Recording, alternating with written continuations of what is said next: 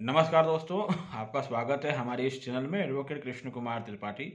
दोस्तों, एक रिक्वेस्ट तो पहले ये कि आप लोग मुझे सुबह 10 बजे के बाद और शाम को 6 बजे के पहले कॉलिंग ना किया करें।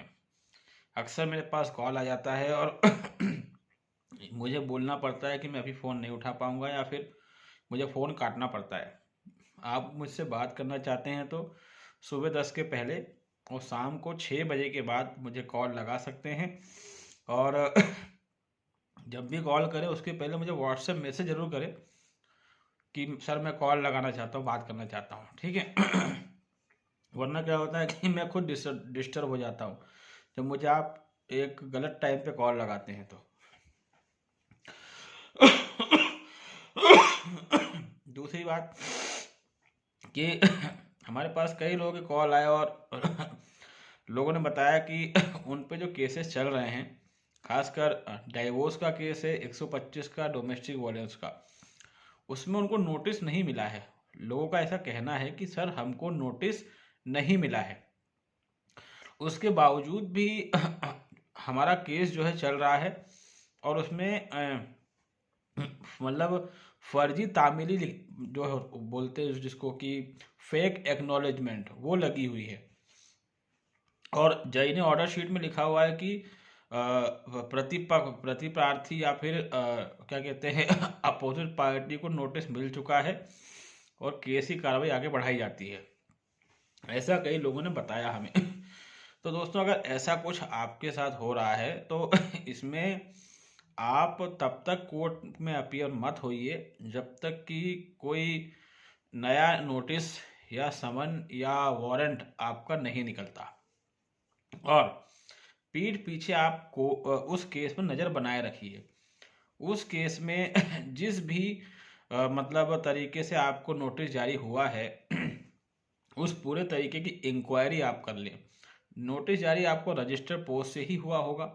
आप कोर्ट में कभी भी बीच में जाकर कोर्ट के बाबू से मिलकर फाइल निकलवा लें और फाइल में जो पोस्ट ऑफिस की रसीद है या तो उसका फ़ोटो खींच लें या उसका जो ट्रैकिंग नंबर है उसको नोट कर लें और उसमें ये देख लें कि इसमें पोस्ट ऑफिस क्या दिखा रहा है, या फिर उसको ऑनलाइन में चेक कर सकते हैं। तो जो पोस्ट ऑफिस दिखा रहा हो वहाँ पर जाकर इसमें जो है आप वहाँ के पोस्ट मास्टर से मिलके एक रिपोर्ट बनवा लें। वो रिपोर्ट बना देगा, अपनी सील साइन लगा देगा। अगर वो नोटिस नहीं मिला होगा तो नोटिस ना मिलने की रिपोर्ट बनाएगा, क्योंकि उनके पास पूरे रिकॉर्ड अवेलेबल रहते हैं। जो भी डाक जाती है उसका रजिस्टर्ड टू रजिस्टर एंट्री वो लोग करते हैं, उसमें लिखा रहता है बाकायदा कि नोटिस मिला या नहीं मिला। जो भी लिफाफा भेजा गया था वो सामने वाले को मिला या नहीं मिला, नहीं मिला तो क्यों नहीं मिला, वो उसमें सब डिटेल रहती है। तो आप उससे पूरा बनवा के अपने पास रख लें और घर पे आराम करें। जब कभी भविष्य में मान लीजिए कि 125 का ही केस चल रहा है, एक्स पार्टी ऑर्डर हो गया, इंटरिम ऑर्डर हो गया या फाइनल ऑर्डर हो गया, फिर आपके यहाँ नोटिस आएगा, वारंट आएगा कि भैया क्या कहते हैं आपके खिलाफ ये इसका वसूली वारंट है, चलिए। या फिर पहले समन आएगा, तब आप कोर्ट में जाइए और जज को बोले सर मुझे कुछ मिला ही नहीं है ये, तो ये केस चला कैसे। जज बोलेगा नहीं नहीं, एडी लौट के आई है, एक्नॉलेजमेंट लौट के आया है, तामीली लौट के आई है। आप जो है उसको जज को जो पोस्ट ऑफिस से आपने रिपोर्ट बनवाई वो दिखा दीजिए, ऑटोमेटिक वो पूरा केस वहीं पर ज़ीरो पे आ जाएगा और वापस शुरू होगा। उसमें ऐसा कुछ नहीं होगा कि वो आपको बोले कि इतना पैसा पहले आप जमा करो, कुछ नहीं। हमें नोटिस मिला ही नहीं है, हम इस केस को कैसे सही माने। और इस पे इंक्वायरी भी करने की आप जज से रिक्वेस्ट कर सकते हैं या अलग से केस लगा सकते हैं। उसमें जो है कोर्ट के बाबू वगैरह फंसेंगे क्योंकि ये उनकी कारस्तानी रहती है। तो जब उसमें इंक्वायरी होगी सब के सब लपेटे में आएंगे कि जब मुझे नोटिस नहीं मिला तो फिर ये तामीली फॉर्म जो है इसमें ये चीज़ कैसे लिखी गई कि मुझे नोटिस मिल गया है। और अगर उसी कोर्ट से कुछ नहीं होता तो आप हाई कोर्ट जाए, बिना नोटिस मिले कोई केस शुरू नहीं किया जा सकता, खासकर कोई सिविल केस। फैमिली मैटर्स में 498 को छोड़ के बाकी सभी केस जो होते हैं ये सिविल कैटेगरी के माने जाते हैं, चाहे घरेलू हिंसा हो, 125 हो, सेक्शन 9 हो, डाइवोर्स केस हो, ये सारे केस जो हैं ये सिविल नेचर के माने जाते हैं।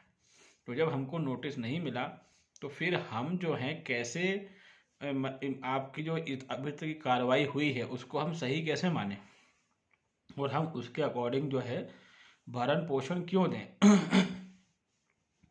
कई लोगों के साथ ये समस्या आई हैं, तो वो बता रहे थे कि सर मुझे नोटिस नहीं मिला, मेरे फैमिली में भी किसी को नहीं मिला, और क्या कहते हैं मुझे खबर मिली है कि वहाँ पर घरेलू हिंसा का या 125 का केस चल रहा है, और मैंने बाबू से मिल के आया तो उसने फाइल दिखाई, तो फाइल में तो सर कई तारीखें लग चुकी हैं और एक्सपायर्टी भी हो चुका है, लेकिन मुझे नोटिस नहीं मिला। मैंने उनसे पूछा भी अलग अलग लोगों से, मतलब जिनके भी कॉल आते हैं, कि ऐसा तो नहीं कि आपके घर के किसी दूसरे मेंबर ने नोटिस लिया हो, आपके माँ बाप ने ले लिया हो, कोई आपका भाई हो, कोई बच्चा हो। तो उन्होंने बताया सर ऐसा कुछ भी नहीं है। और डोमेस्टिक वायलेंस के नोटिस में तो क्या है, घर में कई लोगों के नाम रहते हैं, 4-5 लोगों के नाम रहते हैं, तो उसमें ऐसा होता है कि सबकी साइन करना पड़ती है। अगर घरेलू हिंसा में 4-5 लोगों के नाम लिखवाए हैं तो 4-5 लोगों की साइन होगी। तो जब हमें नोटिस मिला ही नहीं तो केस चल कैसे रहा है। तो ये भी दोस्तों इस बात को ध्यान रखें कि ऐसा कुछ भी हुआ है तो पहले पूरे एविडेंस कलेक्ट कर लें, उसके बाद जब कभी भी कोर्ट आपको बुलाती है आप चले जाएं और बोल दें सर हमें नहीं पता है कि ऐसा कोई केस चल रहा है। अगर आप कह रहे हैं कि हमें नोटिस मिला है, सर एविडेंस दिखा दीजिए आप, तो जज साहब आपको वही दिखाएंगे, एक्नॉलेजमेंट में साइन आपकी, बोलना है हमारी साइन नहीं है सर, ये साइन की जांच करवा ली जाए, हमें कोई नोटिस नहीं मिला। और साथ में जो पोस्ट ऑफिस की रसीद, सॉरी जो रिपोर्ट होगी, उसको तो दुनिया की कोई कोर्ट झुटला नहीं सकती है। तो इससे पूरा केस वापस इनिशियल स्टेज पे आ जाएगा और अब तक जो कुछ भी हुआ वो खारिज माना जाएगा। क्या है कि लोग इस तरीके से प्रोसीडिंग करते नहीं हैं, लोग ना उसको चैलेंज करते हैं, सीधे खड़े हो जाएंगे, जज बोलेगा कि नहीं नहीं ऐसा नहीं है, नोटिस मिला है, आप झूठ बोल रहे हो, आप पहले आधी जो आधा मेंटेनेंस है अब तक के जो एरिया उसमें आधा पैसा जमा करो, फिर हम आपको सुनेंगे। तो कारण ये रहता है कि लोग जो काम करना चाहिए वो काम नहीं करते हैं, कि पोस्ट ऑफिस जाके वहाँ से रिपोर्ट बनवा ला, आप कोई खर्चा नहीं होता, पोस्ट मास्टर 1 रुपया नहीं लेगा आपसे, हाथों हाथ 15-20 मिनट में वो आपको रिपोर्ट बना के दे देगा। उस रिपोर्ट के बेस पर आप क्रिमिनल केस भी फाइल कर सकते हैं अपनी वाइफ पर या उसके वकील पर, क्योंकि ये उनकी ही कारस्तानी रहती है। तो मेरे ख्याल से जो मैं समझाने की कोशिश कर रहा हूँ वो आपको समझ में आ रहा होगा। एक और चीज़ ये कि कई बार ये होता है कि हमें पता नहीं रहता कि हमारे केस में चल क्या रहा है, हमारे वकील साहब हमसे झूठ बोलते हैं। तो दोस्तों सीधी सी बात यह है कि अगर ऐसा कुछ है तो आपको एक चीज़ बता दूं, आप कभी भी कोर्ट जा सकते हैं, कभी भी, इन द सेंस भले आपकी तारीख नहीं है लेकिन कोई केस आप पर चल रहा है तो आप कभी भी कोर्ट जा सकते हैं। एक सिंपल एप्लीकेशन आप जज को दे सकते हैं कि सर मेरा केस है इस कोर्ट में, तारीख आज नहीं है, मुझे फाइल देखनी है। जज तुरंत जो है कोर्ट के बाबू को आदेश कर देगा कि इनकी फाइल निकाल दो, कोर्ट का बाबू आपकी फाइल निकाल देगा, जो कुछ भी इसमें आपको देखना हो आप देख सकते हैं। ज़रूरी नहीं है कि इसके लिए आप रिश्वत दें। जज आपसे बिल्कुल नहीं पूछेगा कि आप आज क्यों आए हो, आज आपकी तारीख तो नहीं है, ऐसा नहीं, वो बिल्कुल नहीं पूछेगा, वो समझ जाएगा कुछ कारण है तभी आप आए हैं, वो आपको कोई मना नहीं करेगा। आप उसको एप्लीकेशन देंगे, वो उसमें साइन कर देगा, आपकी फ़ाइल निकल जाएगी, उस फाइल को आप आराम से वहाँ बैठ के 10-15-20 मिनट जो भी आपका वो समय लगता है आप उसको पढ़ सकते हैं, उसको देख सकते हैं। तो कई बार लोग कहते हैं कि सर हमारी तारीख तो 2 महीने बाद की है, तब तक क्या करें। तो सीधी सी बात है, आप कोर्ट जाएं, फाइल निकलवा लें, और अगर आप दूसरे तरीके से फाइल निकलवा सकते हैं तो वो भी अच्छा है, क्योंकि तरीके अलग अलग है, इंडिया है भाई, कुछ कह नहीं सकते। तो लीगल तरीका ये मैंने आपको बता दिया, एक सिंपल एप्लीकेशन जज को लिख के देंगे, फाइल निकलवा देगा आपकी वो। तो क्या होता है कि छोटी छोटी बातें होती हैं अदालतों की, जो हमको नहीं पता होती और हमें कोई बताता भी नहीं है, और इसी कारण से हमारा बहुत ज़्यादा नुकसान कोर्ट के अंदर हो जाता है। वकील भी नहीं चाहेगा कि क्लाइंट को ये बातें पता रहे। हालांकि अच्छा वकील तो बताता है, लेकिन अच्छे वकील कितने परसेंट है ये तो मेरे ख्याल से आप लोग ज़्यादा समझते होंगे।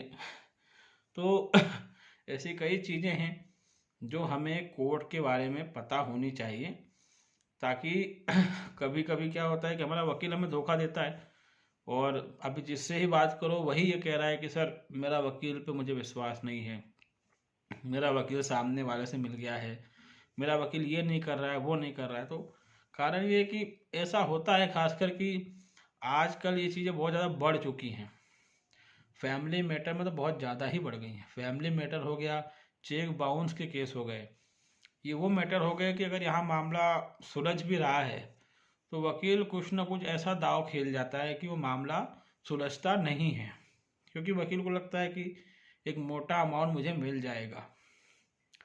तो इसीलिए मैंने बताने की कोशिश की है कि कई छोटे मोटे ऐसे काम हैं जो आप लोग खुद ही कर सकते हैं। तो दोस्तों, उम्मीद है कि ये छोटी जानकारी आपको समझ में आई होगी, और फिर वही से रिक्वेस्ट करूँगा कि मुझे कभी भी कॉल लगाएं तो दिन में ना लगाएं, और जब भी लगाएं एक बार व्हाट्सएप मैसेज कर दें, क्योंकि जो दोपहर का समय रहता है उस समय मैं खुद ही कोर्ट में रहता हूँ। तो अगर आप हमारे चैनल में नए हैं तो इसको लाइक करें, इसको सब्सक्राइब करें, इसको शेयर करें दोस्तों। तब तक के लिए बहुत बहुत धन्यवाद।